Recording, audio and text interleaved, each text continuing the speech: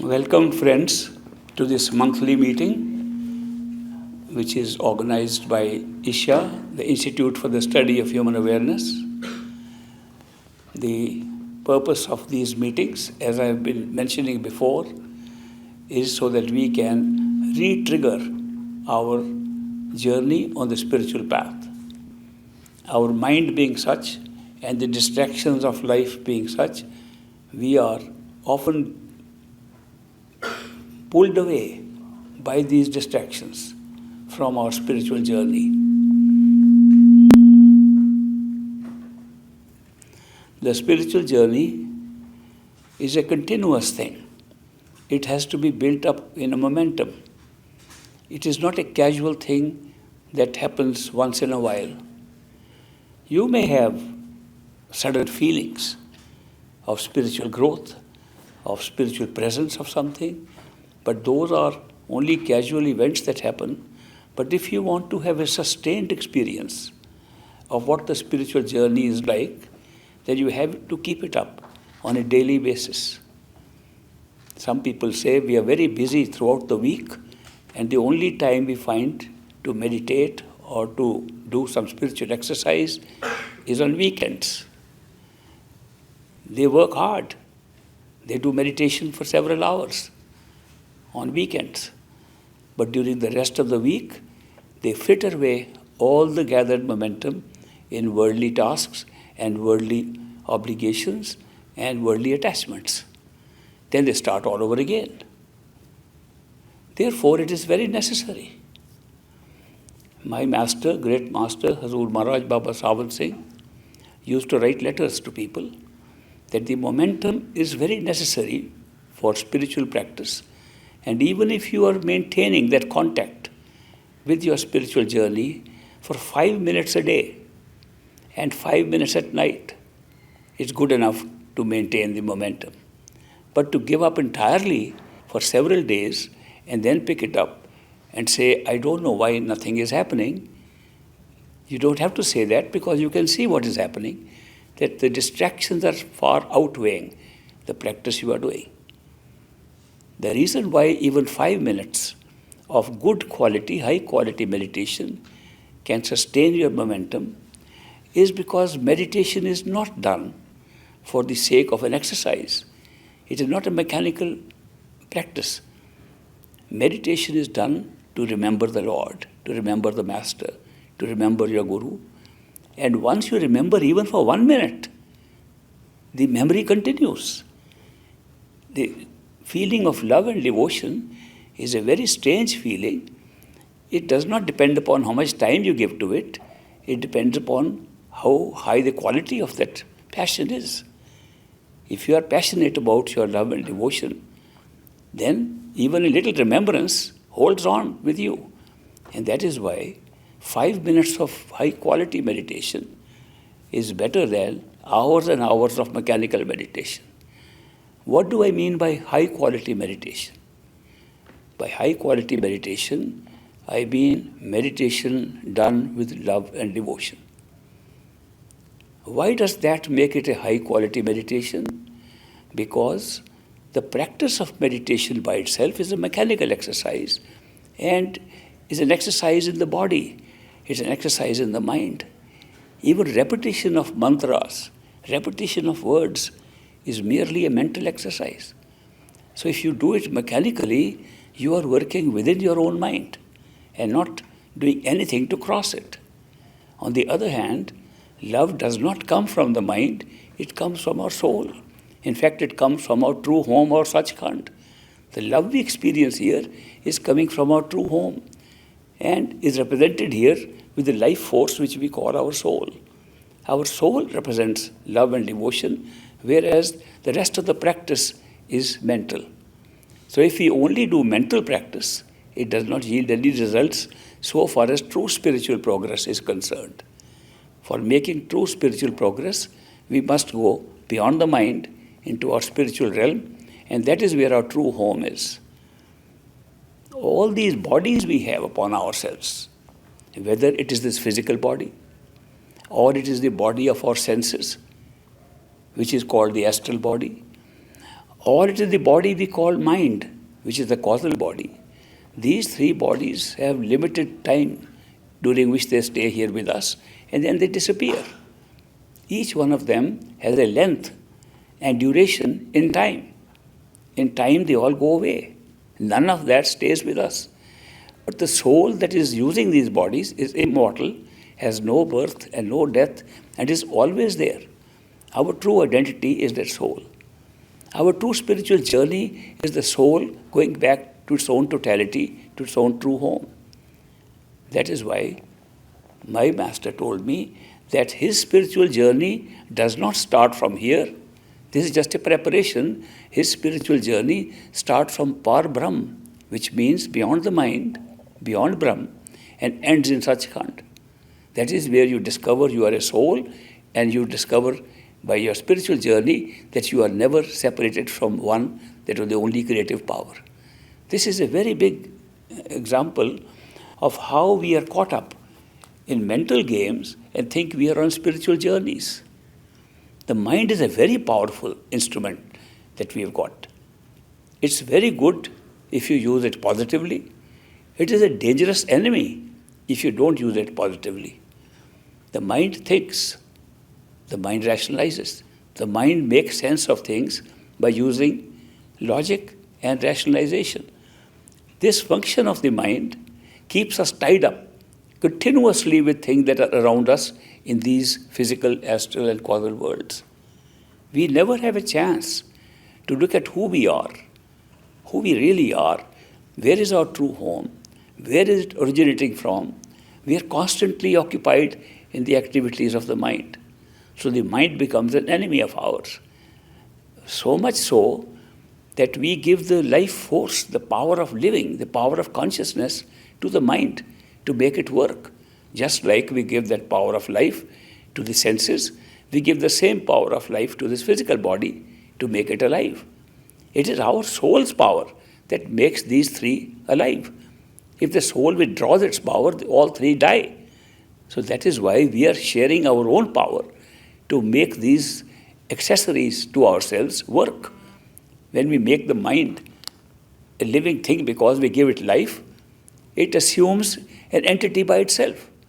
And we allow that to grow because we begin to identify with the mind. When the mind thinks, we begin to feel that we are thinking. We don't need to think. Thinking is not our natural activity at all. Our natural activities are very few. They are to experience love. They are to experience intuitive knowledge that comes by gut feeling. And they are to appreciate beauty and bliss. That's all. That's all the soul needs. It does not need anything else. What else we are creating by using these accessories, such as the mind, is to create new experiences in time and space, which give us a variety of experiences for the soul through these agencies to experience. These are all experiences being created around us. And we have a variety of experiences which we like. And when the show is over, we go back to our true home. But when we get so caught up in these experiences, we forget that they were only for a little while, for a short time, then we are in trouble. Because look at the experiences we have with our third body, the physical body. It covers the first body, mind, covers the second body, the senses. It's the third body we are wearing around ourselves. And the third body creates a material world and material experiences of this physical world. We get so much trapped in these physical activities and physical people, physical things. We get so attached to them, we take them as our only reality. And so much so, we want to be with them, we want to possess them. We want to possess objects and we want to possess people. None of them ever go with us. Even in the physical body, we leave them all behind. We see so many people dying. They were collecting so many things, making so many friendships, so many relationships. All of them disappeared when they died. But when we are alive, we don't see that we are going to die. Sometimes we feel everybody will die and we will still be here. That is not true. We all die and we all leave everything behind. But when we die and we regret, Why did we spend so much time making these attachments? Those very attachments pull us back to come again. And that is why we keep on coming back again and again, because of these attachments to things and to people. Now, if we were to say these are only things to enjoy while we are here, this is just a show, a stage show, and we are all characters, we are playing a role, show will end, we'll all go back home. If we take this attitude, we will not have to come back again, because we will not make those kinds of attachments, nor are we going to try to possess things like we do, and therefore there's no need to come back. If we want to come back, certainly it will be our own will to come back, but we will not be bound to come back.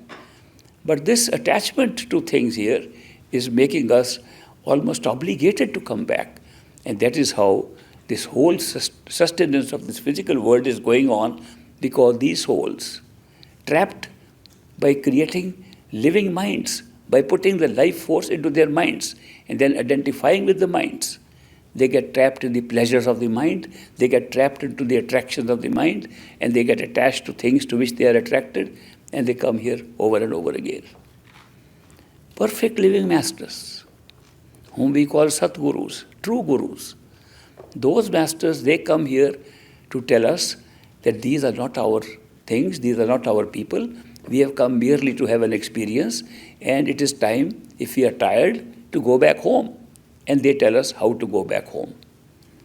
They do not come here to improve the condition of this physical world, because they see that thousands of reformers who are trying to do that.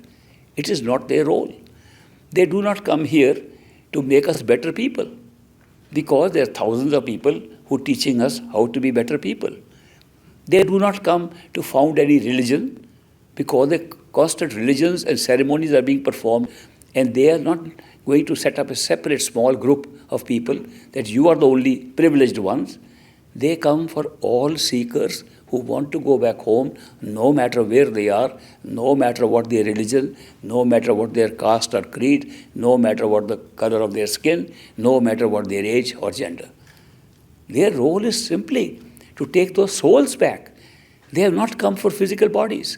They have not come for our minds. They don't judge what our karma is, because karma is mental. They don't judge anything mental that we have. They judge the seeking of the soul.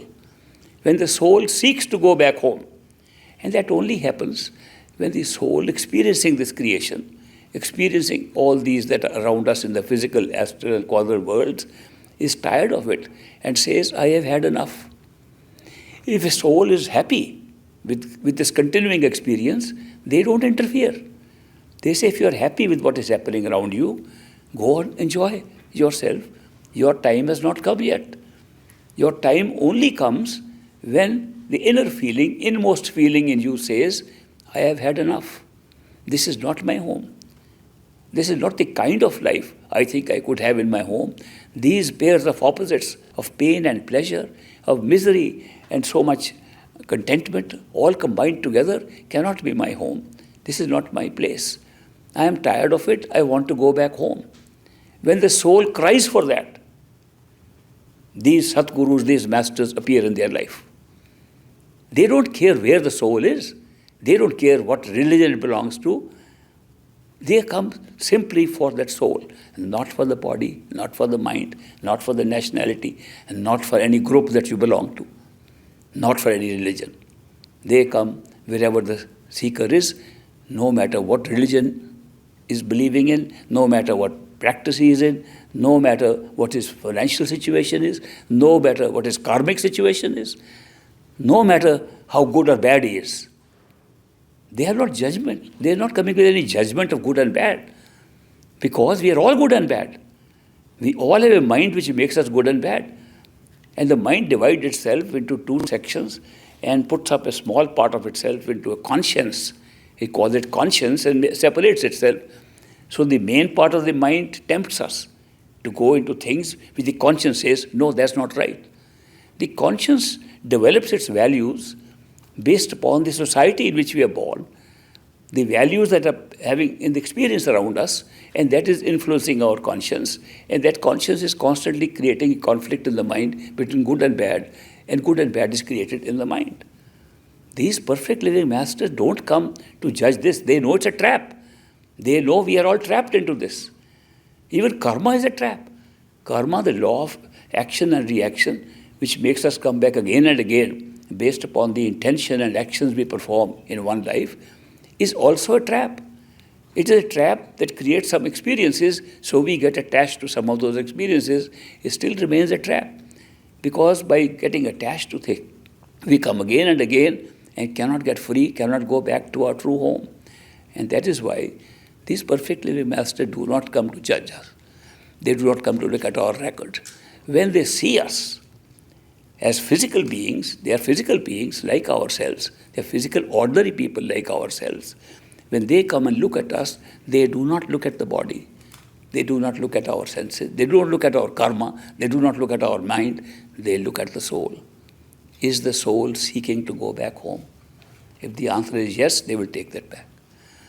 We all undergo different experiences, and at a certain time in our experience, we feel we have had enough.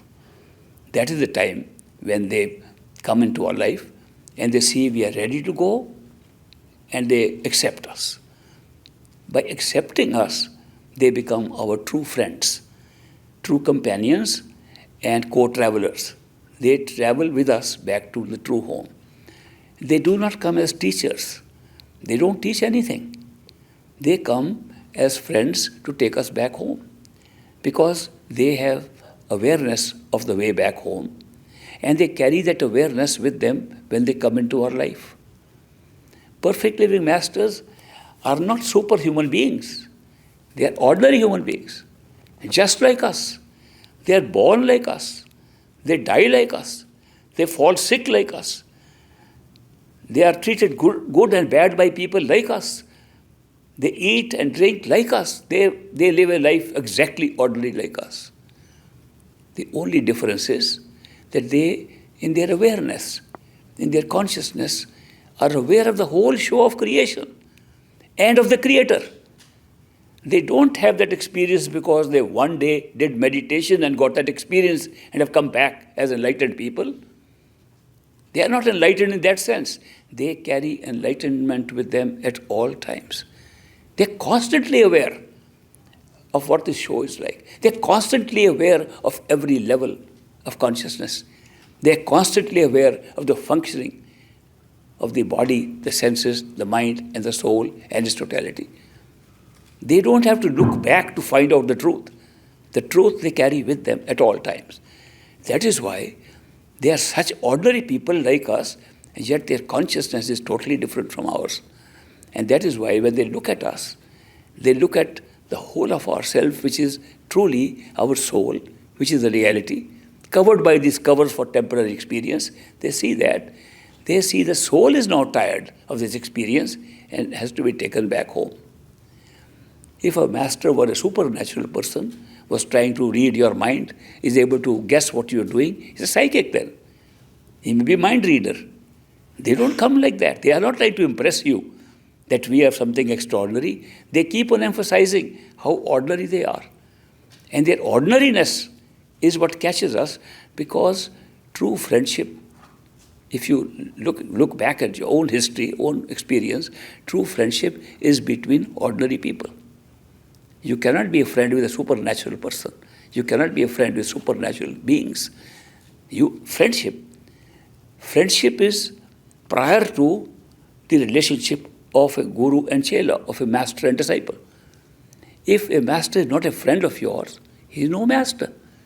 Because if he is merely a teacher of spiritual teachings, you could get the same teachings from any number of books. You could hear very learned people giving the same teachings. The teachings are not relevant at all when the question is of going back to our true home. No teachings can take us there. Teachings can give us information.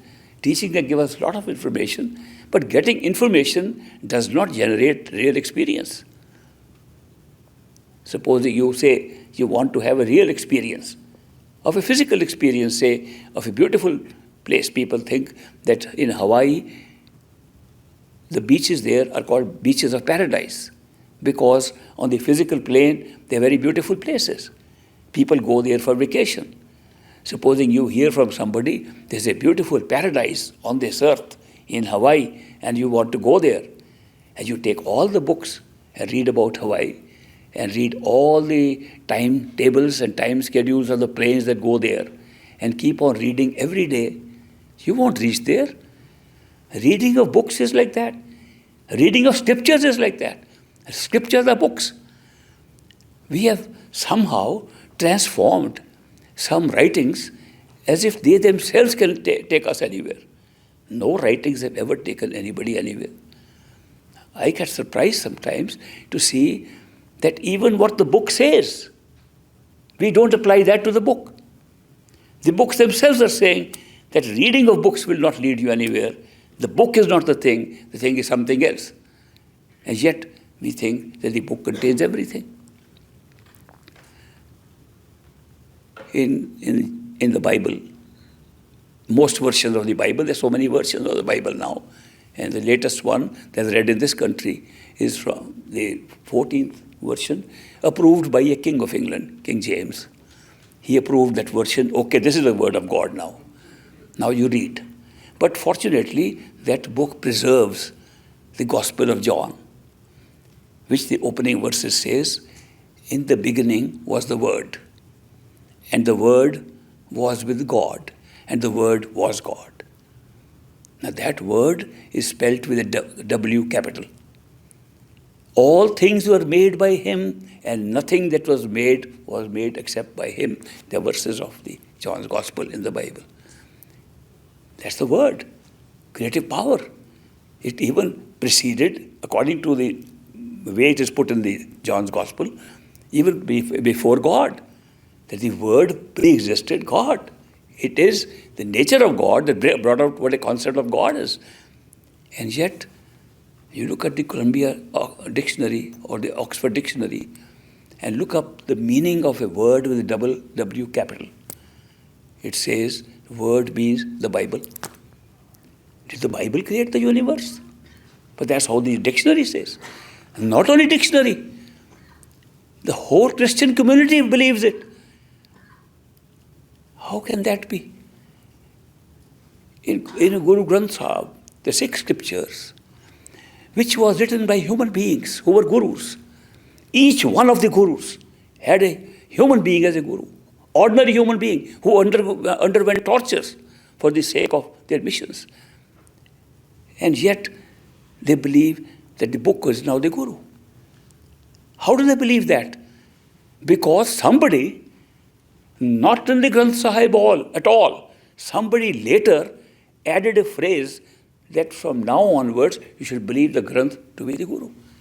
None of the Gurus said that at all. Somebody told me, isn't it in the Granth Sahib that from now on the Panth will believe in the Granths now only?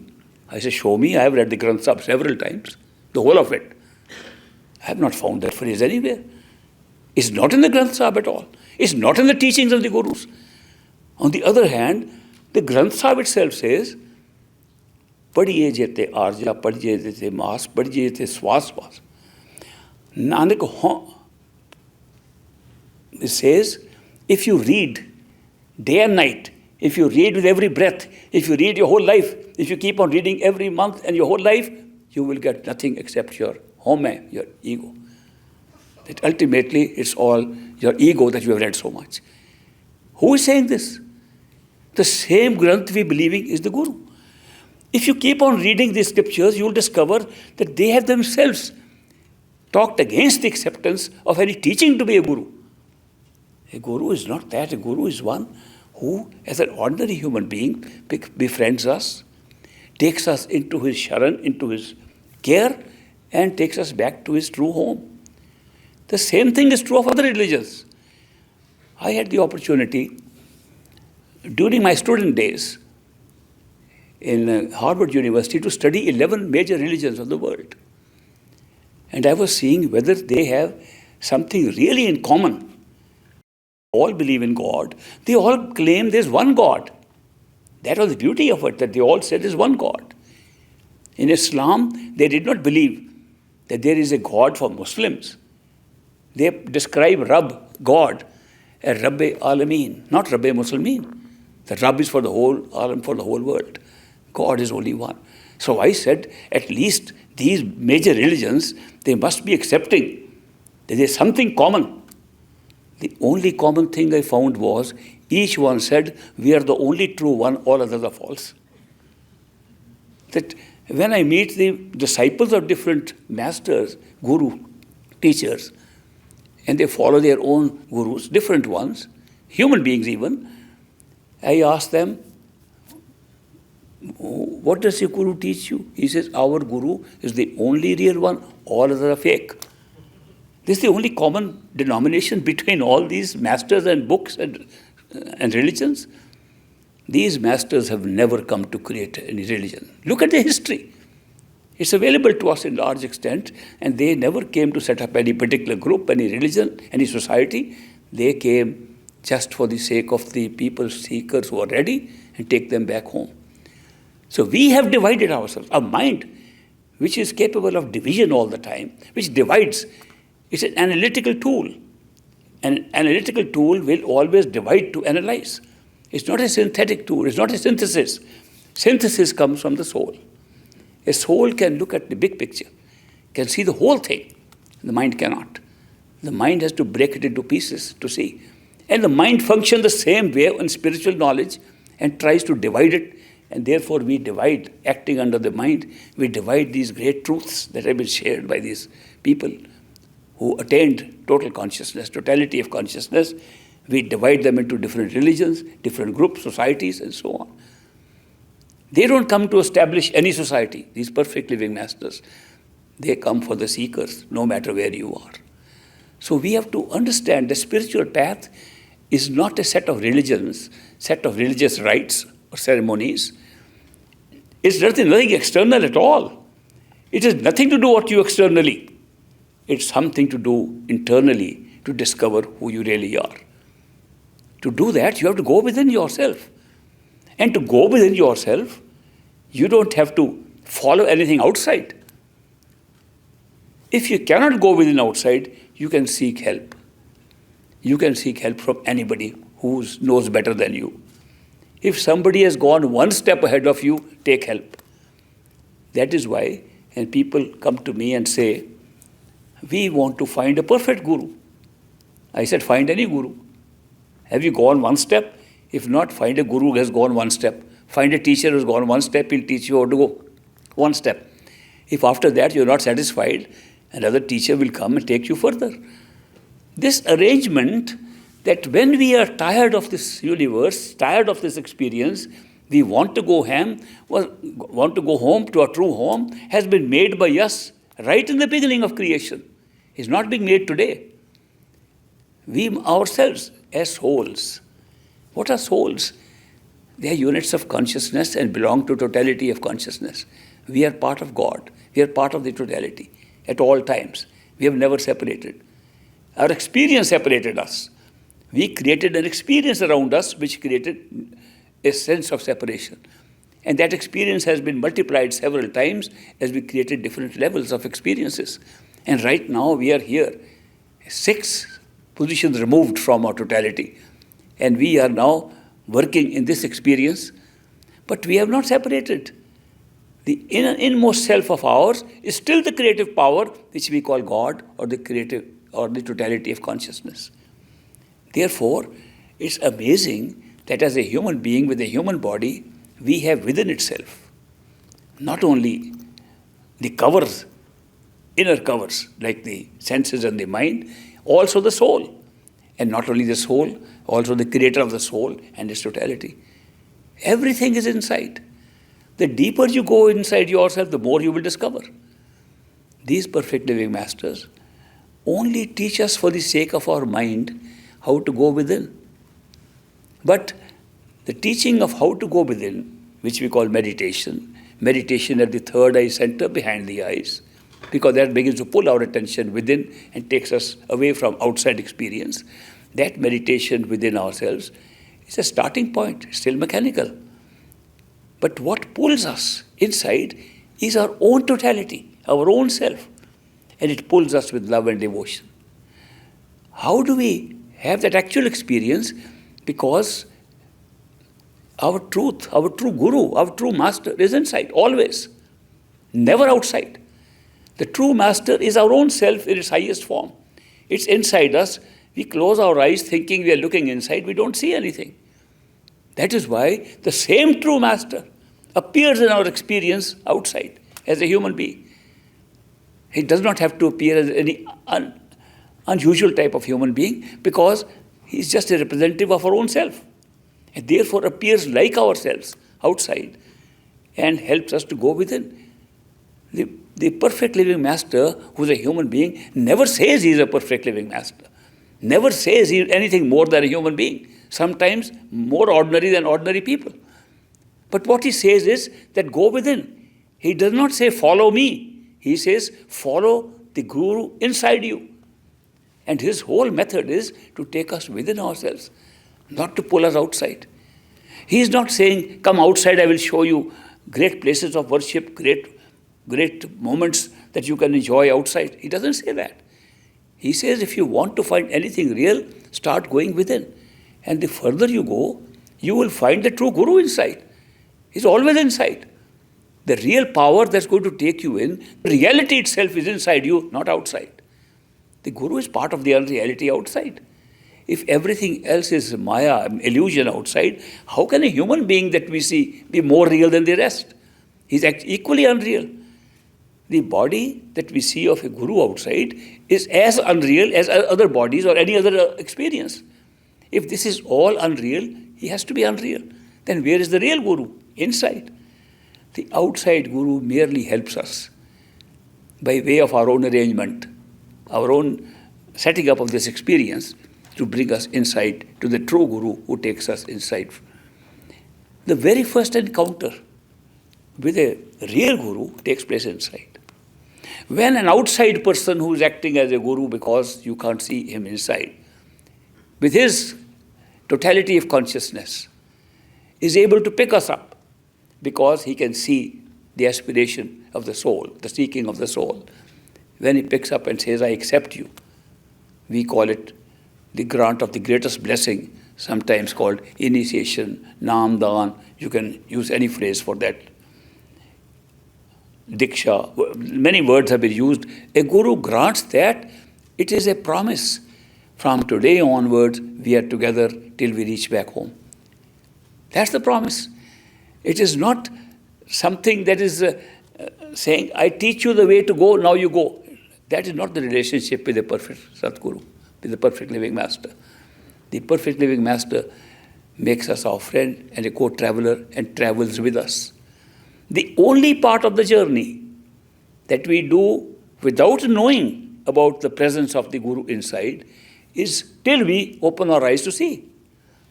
Till we can open the inner eye and see that the Guru is really inside, the Master is really inside, that's the journey we have to perform. It's a very, very small section of the journey to our true home. And that's all we have to perform. What happens after that?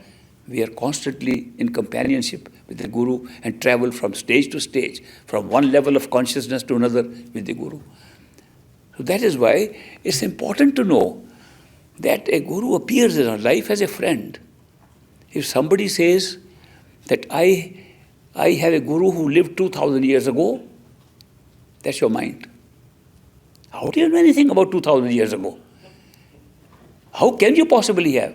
If somebody says, my Guru lives thousands of miles away in the mountains of Tibet, it's his own mind.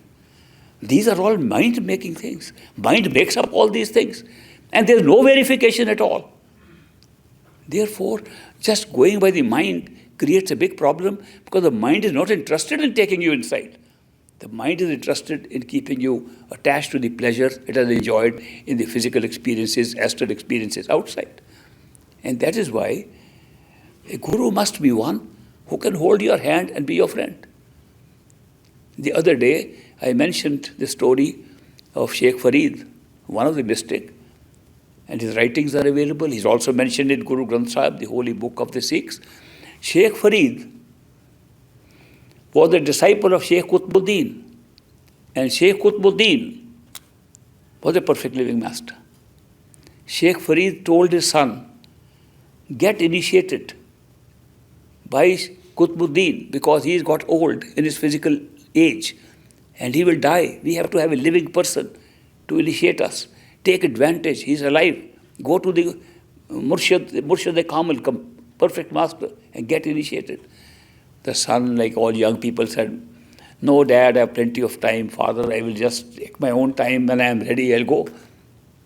Meanwhile, Sheikh Qutbuddin died. When the son heard that the master has died, he ran. He shaved off his head, which was the custom in those days before you could be accepted by a master, and lay his head on the feet of the dead body of Sheikh Qutbuddin. Looking at that, Sheikh Farid says, "Son, this body on whose feet you put your head is a person from whom I have the highest regard, highest love, highest devotion. And yet I tell you, you are getting nothing now. Even 1 minute after death of the master is too late. Sorry, this is just a body, it's just a dead body, master's gone." Of course, later on, Sheikh Farid himself initiated his son. But he said to his son, "Only if you can hold the hand of a sheikh and become his friend can you say he is going to be your teacher and master on the spiritual realm." It is not something of a mental belief. It is something of an experience with somebody who has attained that state of consciousness that he is constantly aware of that. How do you know that an ordinary human being is a perfect living master? If he is so ordinary, it's even more difficult to know. Can you, looking at a person, say he is a master or not? The answer is no. Can you find a perfect living master? Answer is no. Then where do we stand if we are seekers? If we are seekers and want to find a master, how do we find? The answer is simple. If we are talking of a human being whose consciousness is total, even as a human being, he should be able to recognize us rather than our him. Therefore, the truth is that when the seeker is ready, the master appears in his life. When the chela is ready, the guru appears. That's what they say. They don't say when the chela is ready, he can find a guru. When a disciple is ready, the master appears in his life. How does he appear? Master can appear through coincidences, circumstances, thousands of ways to appear. Physical life is under control. Is control, where to appear, where not to appear. And he will follow the rules of creation of this universe and appear as a friend. And from there, still, how do you know?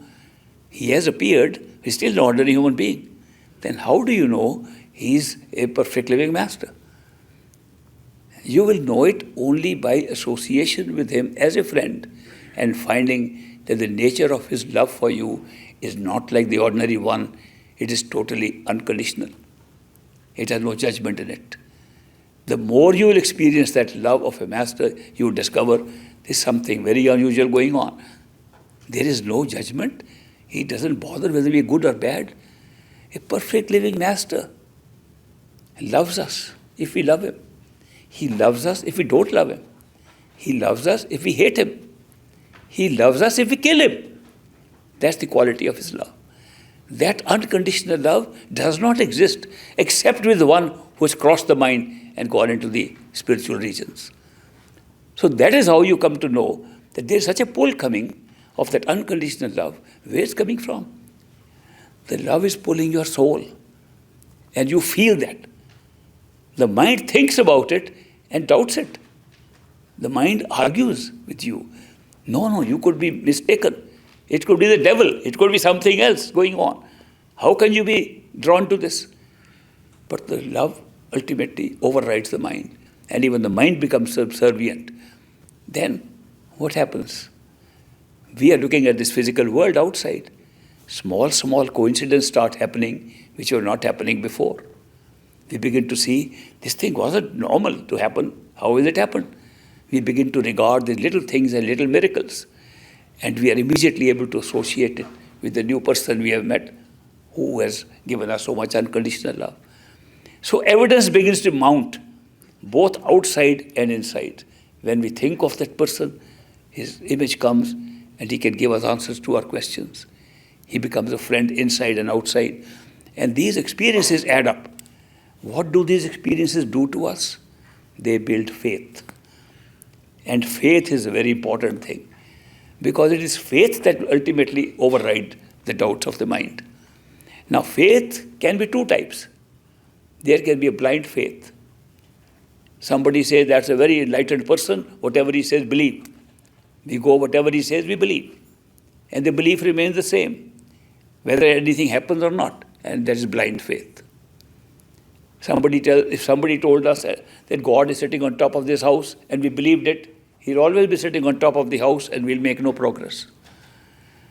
But the faith that comes stage by stage, step by step, by one thing happening miraculously and adding to another one, is a living faith. It grows like living things. It's the living faith that ultimately overrides the mind and the doubts of the mind. And these things begin to happen after we have had some association with such a being we call a perfect living master. That is why the only way to find such a perfect living master is to seek within yourself, not outside. You can run all over the world looking for masters, may never find one. But if you seek within yourself, a master will appear in your life by coincidence. And wait and see the show. There's also a great show. To discover who the master is a great experience in life. Because as you have discovery by events happening outside and events happening in your meditation inside. No meditation can pull you faster inside than the meditation of love and devotion. When we love something, we run after it. Therefore, it's love and devotion that we have with a friend who we have seen outside, and we talk to that friend inside. That love and devotion pulls us inside. Therefore, meditation, to become qualitative, to be of high quality, is a meditation where you talk to your friend, associate with your friend, inside. That is meditation. Merely repeating words is not meditation. Merely repeating mantras is not meditation. Merely doing Simran is not meditation. These are mechanical devices designed to prevent you from thinking of other things. These are designed just to make you help yourself with putting attention behind the eyes. No more than that. If you keep on repeating certain words, no matter what they are, you are not allowing the mind to think of other things. It's a simple thing. It's a simple element of squeezing out other words of thought by pumping in words of your choice. If they're given by a holy person, we like them more because we associate with the holiness of those words. They are still spoken words. They are still physical words. These words won't take you that far. It's the love and devotion that you use while uttering the words to a friend that makes it good meditation. So that is why meditation should be done with love and devotion to get any results. Don't worry if the guru you have, if the teacher you have is only taking you one step. We haven't even gone one step. Let's go one step. If your seeking is more than that, another guru will appear in your life and take you further. It's an automatic thing. So therefore, one is never to worry. Supposing somebody says only one perfection, it's like a little child says, my uncle is going to a college and I want to go to college. No, child, you have to go to school first.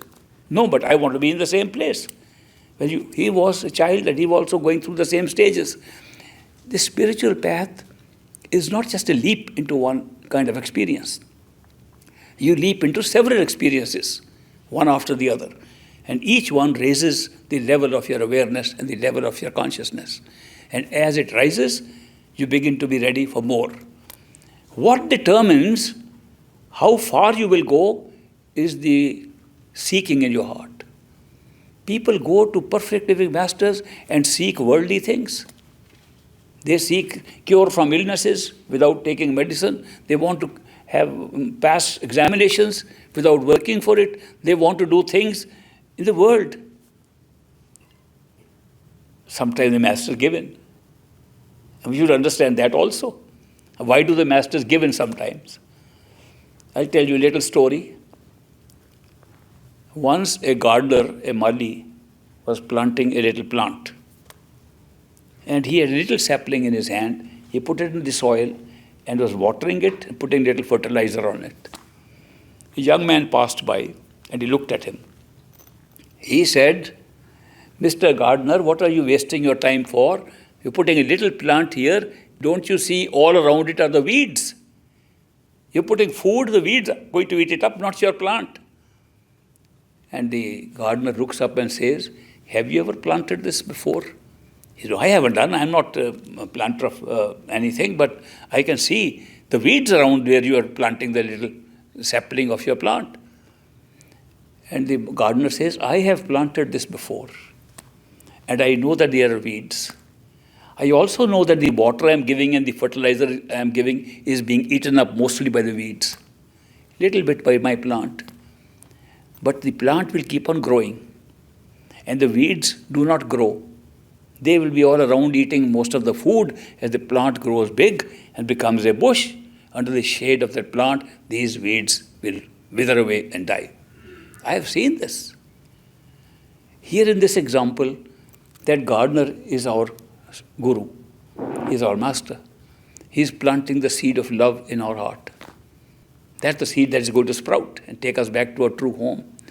He puts that seed. Around the seed are all our worldly desires: how to get well out of illness, how to pass exams, how to make more money, how to win a lottery, all those things. Those are all the weeds. And sometimes he gives in and feeds those. So that, why does he feed them? Because our idea of his competence is based upon what we are getting around us. So he gives into some of these little things, so our faith grows. This man has something. We don't know, but he can do some miracles like these. We have seen the miracles. But when the plant of love grows to a point where it overwhelms everything, all these desires, local desires, disappear. And they, like weeds, are destroyed by the big love plant that the master has planted. That is why these perfect living masters, they know our nature. They know where we are. They feed exactly what we have. That is why the spiritual path is not a set of instructions. It's not a one set of rules that you can follow. It's customized for each one of us, because each one of us has a separate problem, or separate destiny, separate karma. We have come with a different picture. We are all different in our karmic patterns here. And that is why the perfect living master sees that pattern and takes us back home, steering us through that pattern according to where we stand and what we need to do. That is why a perfect living master can give very different instructions to two different people. And we say, what kind of person is he? He is giving different instructions. There must be no reality about his instructions. Instructions are only to take us to the truth, which is beyond instructions. And that is why instructions don't matter. We can't see the karmic pattern, they can see. I remember my own great master's days. A man comes, and master sitting here with many of us sitting around him. He's sitting on the floor, he's sitting in a small chair, and a man comes running. And he says, "Master, this girl I have brought is my daughter, and she has just passed high school, and she wants to go to college. I think our family thinks this is not for girls, she should get married. What do you say, Master? We want your advice." He said, "What's the difference between girls and boys? You should educate the girl. It's only proper, they are all equal. Go, put her in college." The man says, "Thank you, Master. Girl is happy, they go away." Then comes, within 5 minutes, another man comes with his daughter. It's a coincidence that within 5 minutes another situation like that comes up. Another man comes with his daughter, says the same thing. "Master, this girl has just passed high school and she wants to go into education, and the family thinks that he should be married." Master says, "What have girls to do with education? Their role is in the house. She'll make a very good housewife. Just stop thinking about education, marry her." Within 5 minutes, Master changed his mind. No, he could see the karma those two different girls. He could see what was good for those people to be ultimately able to rise above the karmic pattern and go into the true home.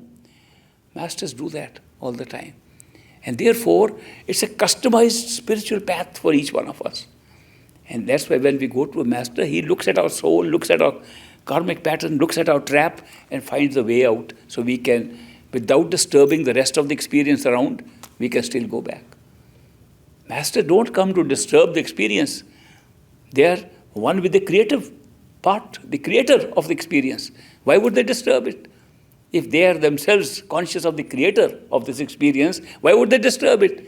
They don't disturb it. They work their way exactly in the middle of this experience that's going on.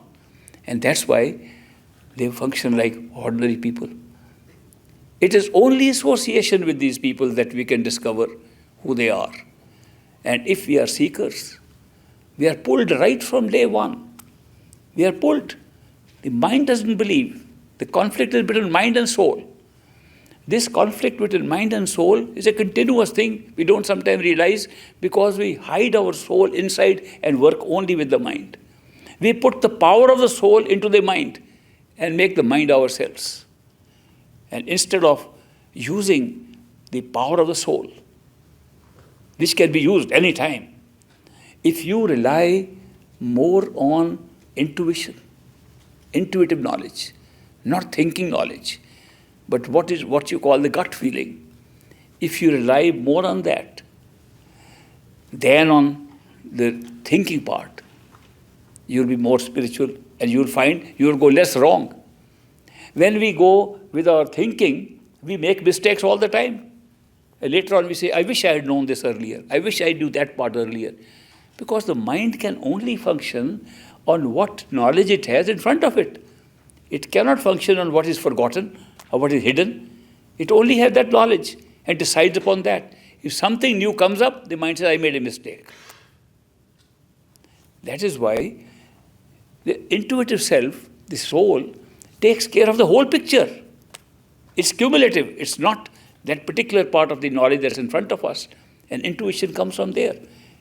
If you lead intuitive lives, go by the keys that you have, intuition is followed by something happening outside also. It's a combination of an inner intuitive feeling, a gut feeling, and a coincidence happening outside. For example, you have a question in your mind, whether you should undertake a particular project or not. And you don't want to reason about it because reasoning keeps on conflicting. This is good, this is bad, this is good, this is bad. You say, let me rely upon my soul today for once, whether I should take up the project or not. And the gut feelings is constantly saying, do it, do it, do it. We are trying to say, no, it's dangerous, it's not good. The gut feeling is saying, do it. You say, I don't know whether I can believe my inner feeling or not. Sometimes inner feelings can also be mental. I don't know. You go out and drive your car. And an advertisement is there on some billboard on the street about some other project. And it says, do this project. You read it. You're not reading the rest of the ad, what it's saying. You are saying, this is what I was thinking. How did that come outside? The coincidences happening outside match the intuitive gut feeling we have inside. Again and again it will happen. So we do not get confirmation of our intuitive intelligence only from inside, we also get from outside. This is a remarkable life, how these things change. Once you are on a spiritual path guided by a perfect living master, these events increase in number and they keep on happening. And I hear these stories every day. How more and more of these coincidences start happening and how the gut feeling is being corroborated by some unrelated event outside. So this is not merely a spiritual path where you have some teachings and you go and do meditation by that. It's a personal relationship with another human being, a relationship of true love, a relationship of true devotion. And that is what takes us beyond the mind. I hope we will all who are doing meditation make sure that we don't do it mechanically, but we put our love and devotion for the Master, for the Guru in it. That will immediately increase the value of that meditation. Once again, thank you very much for joining me today. And I know some people have come for the first time, and I will be happy to see them afterwards. We'll have a lunch break now. And during the lunch break, or immediately after that, I'll see some people. And I'll come back again to answer any questions you have. And is the Prashad starting today?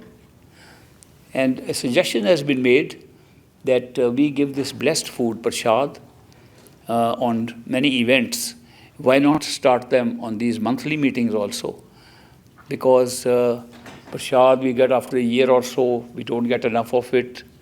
Sometimes even though we take a little bit of the small packet we get, it finishes, and we should start and giving the Prashad, blessed food, even here.